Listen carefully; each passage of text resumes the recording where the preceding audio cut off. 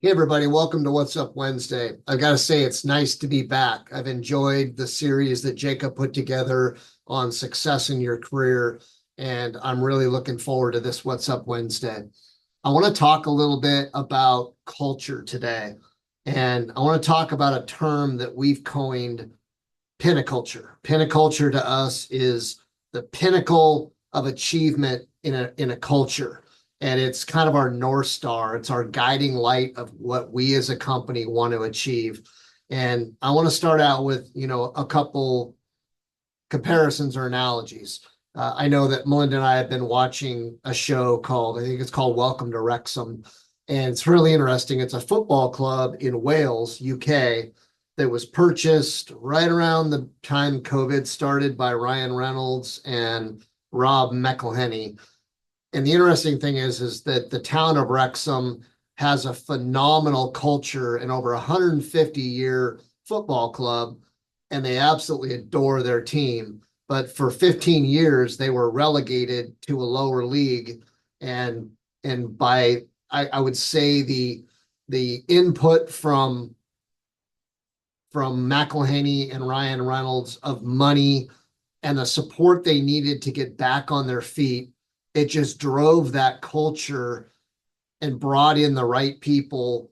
And now, for the third year in a row, Wrexham is looking to possibly be promoted up to, in this case, it would be the Champions League, which would be one level below the Premier League, which is the highest league, football league in the world. So it's amazing. And I also look, sports, I'm a sports guy. I look at what Kansas City and what San Francisco have done in the NFL. I mean, they are very dominant. And when you look at San Francisco specifically, and I got to say, I'm a Seahawk, so I don't necessarily like the Niners, but man, do they impress me. And their manager, John Lynch, has built a culture that is so tenacious that no matter who they draft, no matter who they put in the system, they're successful. And it's incredible because you see all these other cultures. I won't name teams, but no matter who you put in to that system, they don't get any better. So, as they say, culture eats strategy for breakfast. And I really think it's true. And I know that we strive as an organization to build a tenacious culture that is based on respect of people and supporting people to be successful and really everybody caring at an incredible level. And I think that's what really drives and fuels culture. And when we think about that, again, there's so many factors that go into it, but to get people to buy into it, it's got to be a real thing. It's got to be a living thing. And I could tell you that over my career, from early on in high school, working in the restaurant industry to some of the jobs I've had, even working in the safety space, I've seen horrendous cultures. I mean, terrible septic cultures in organizations I worked with that I did everything I could to bring them up. And I think I was somewhat successful doing that.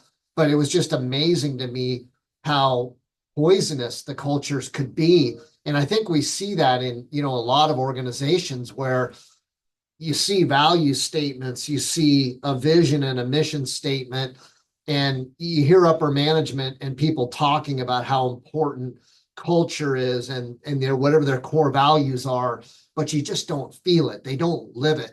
And I don't think that words on the wall mean anything if you don't live them. And that's one thing that makes ISS unique is that, I mean, for me, all the way down to the folks we have in the field who are our stars, we have a culture.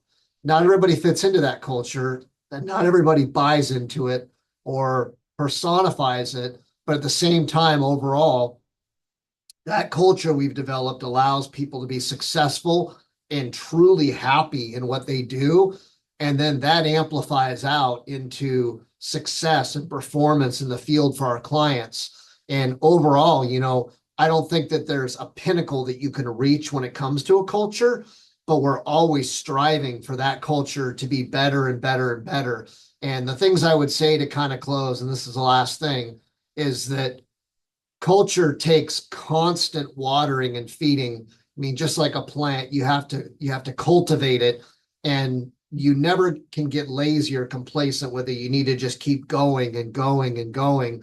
And I think that that's part of the fun of it when you realize it's not a finish line, it's not a milestone journey.